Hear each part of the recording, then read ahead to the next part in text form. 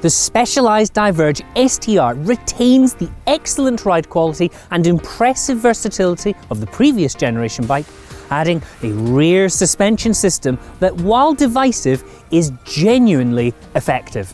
Setting up the FutureShock Rear system is a fiddly and involved process, but once dialed in, it offers a creamy smooth gravel riding experience that doesn't feel like anything else. Some will balk at the complexity of the system, and while it performs perfectly, this base model's build isn't especially competitive for the asking price. That aside, the Diverge STR is a hugely versatile and comfortable bike that will be equally at home, costing the delicate rear of bike path trundlers and spicy go-fast racers. We'll briefly cover the key tech details from the Diverge STR in this video, but we're going to primarily focus on assessing the ride quality of the bike. If you want an in-depth look at the bike, check out our original news video. There's a link to that in the video description and in the card above. And if you want to jump straight to my ride impressions, check out the timestamps below. In the meantime, don't forget to like, subscribe, and click that little bell icon, so every time we upload a video like this, you'll get a notification. Before we get stuck in, here's a quick refresher on the key tech behind the Diverge STR. The FutureShock is a small suspension system that sits between the stem and the head tube, improving comfort by suspending the rider's hands. Specialized first introduced the FutureShock way back in 2017 with the Bike of the Year winning Roubaix. It then ported the tech over to the Diverge gravel bike in 2017. I was initially enormously skeptical about the system, but was won over after riding the last two generations of the Diverge. It really is effective and has won plenty love among many of our testers on BikeRadar. And you can actually check out my review of the previous generation Diverge in the cards above. The Diverge STR introduces FutureShock Rear. As the name implies, this is a suspension system designed to suspend the rider's butt, improving comfort. Brands build rear end compliance into gravel bikes through a variety of means, but dropping the top tube to expose a large amount of seat post is the simplest way to accomplish this.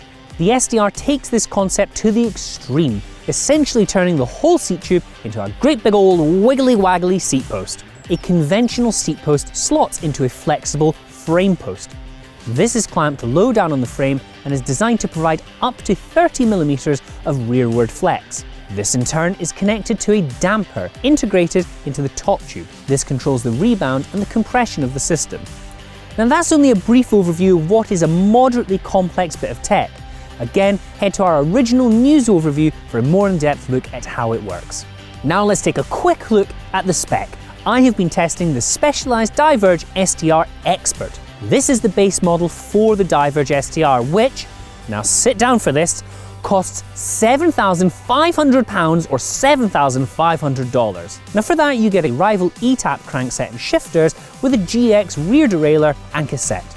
And that's a nominally middle-of-the-road build for what was, only a few years ago, top-end cash. While it's not the subject of this video, the top-end builds are absolutely daft money. Now £13,000 or $14,000 does get you dream everything, but, well, there's more to say on that. Specialized is hardly alone in this regard, but I'm sure plenty of you will have something to say about that in the comments. Before we get onto the ride quality, it's worth discussing the setup of the Diverge.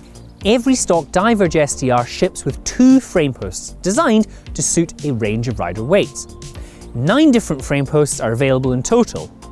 Each frame post features a directional layup, offering differing levels of compliance as you turn the frame post in 90-degree increments. This results in 18 different stiffness settings with a quoted rider weight range of 44 kilograms all the way to 122 kilograms. All frame posts are available to buy from Specialized if you fall outside the quoted range for the stock options.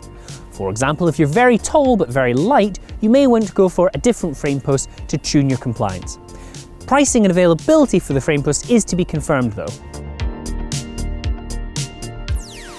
Now the frame post is connected to a hydraulic damper integrated into the bike's top tube via an aluminium strut that Specialized calls a tendon. This damper tempers the movement of the FutureShock Rear system.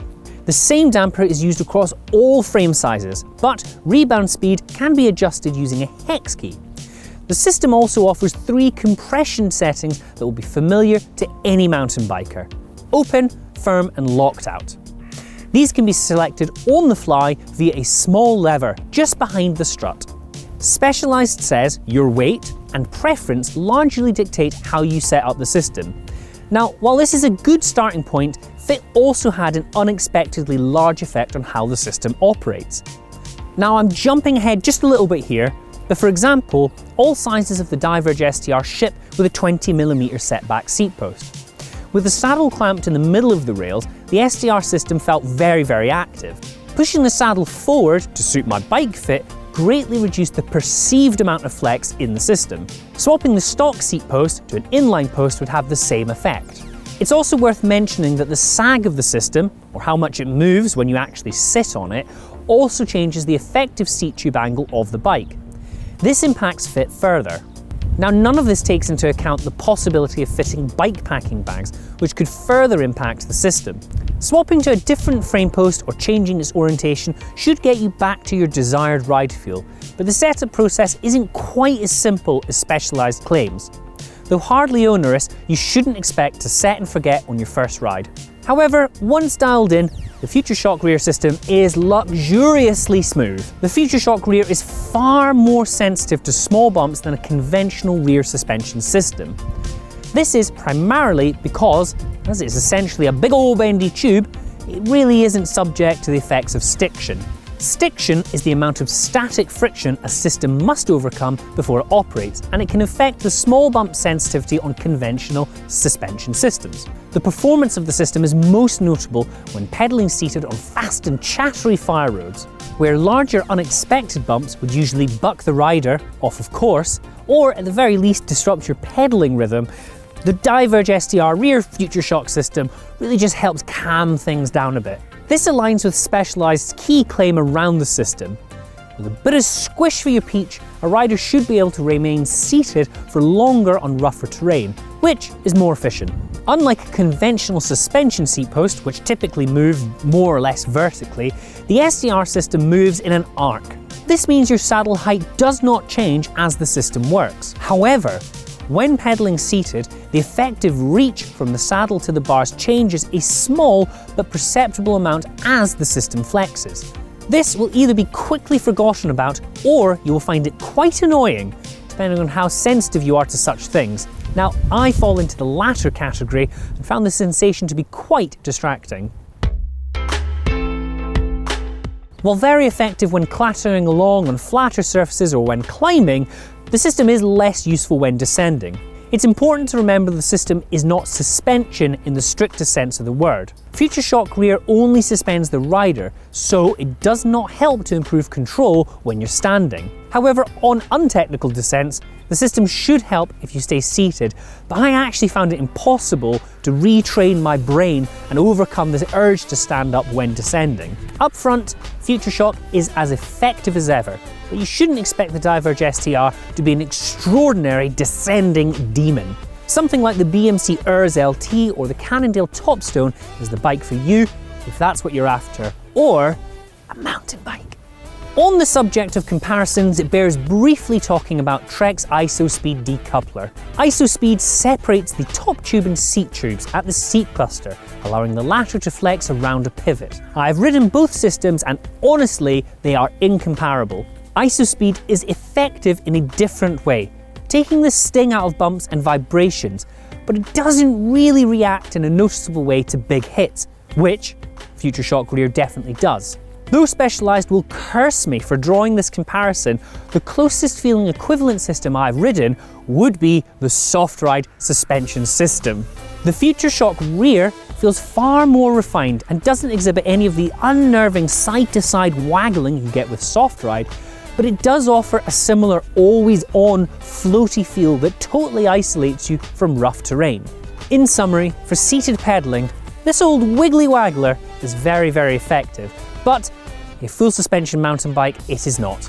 The Diverge STR retains the versatility that made the previous generation bike so appealing. with clearance for 650B tyres up to 2.1 inches wide and mounts for mudguards and snack packs, you really could turn this bike to many, many tasks. This level of versatility is absent from many mainstream gravel bikes, and Specialized deserves praise for including compatibility with things like front pannier racks. Other details such as the swap box further improve practicality. On that, I noted in my last Diverge review that the needlessly long stock bottle cages stuck proud of the swap box door. These would catch anything loose, such as a jacket, every time you removed it from the box. Perhaps it's just my massive ego getting the better of me, but I like to think somebody at Specialized HQ read my review and acted, as the bolts on the new Diverge STR are considerably shorter. However, as before, the square nuts are not secured to the underside of the lid. This makes swapping bottle cages really fiddly. If this test bike were my own, I would preemptively secure these in place with a dab of superglue. I don't like the idea of rooting around the bowels of that down tube trying to find an errant nut. Call me a pedant if you will, but that is my job.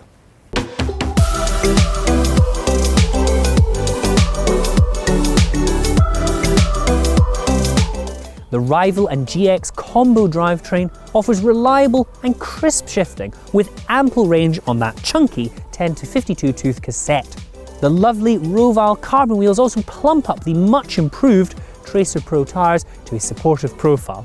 Just briefly on tyres, the old Pathfinder tyres spec'd on the original Diverge were terrible, if you like riding in anything except bone dry conditions. These ones, while by no means aggressive, are far better for the sort of typically damp conditions I find here in the southwest of the UK.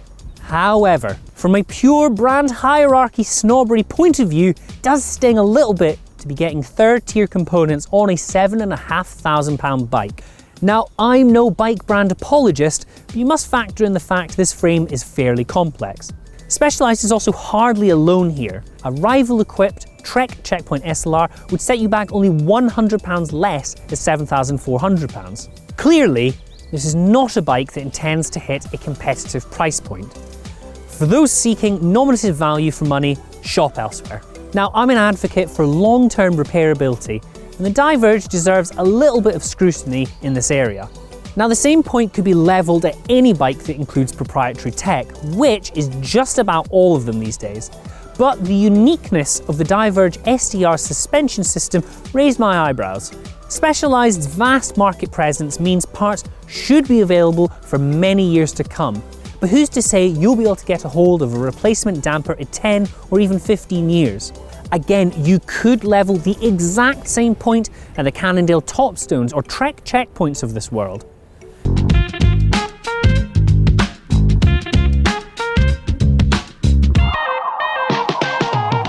Whether or not this matters to you depends on your attitude towards obsolescence, but it's something that would weigh on my mind as a dedicated home tinkerer.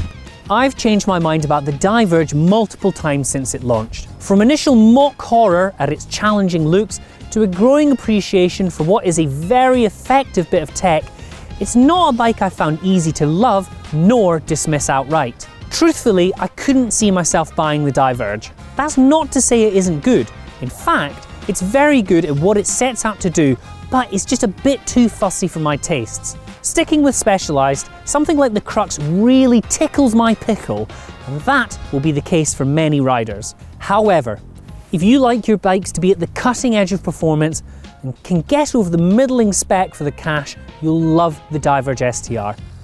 The quirky FutureShock Rear system does work very well, even if it is a bit of a pain to set up, and retains all of the welcome versatility of the old Diverge. But what do you think? This is just my opinion. Could you get over the strange looks of the Diverge, or do you love it? As always, leave your thoughts in the comments, and if you have any questions about the bike, do leave them there. I always read them, and I'll do my best to get back to you. In the meantime, thanks for watching this video. If you enjoyed it, give us a cheeky thumbs up, and if you haven't done so already, slap that little bell icon so every time we upload a video like this, you'll get a notification.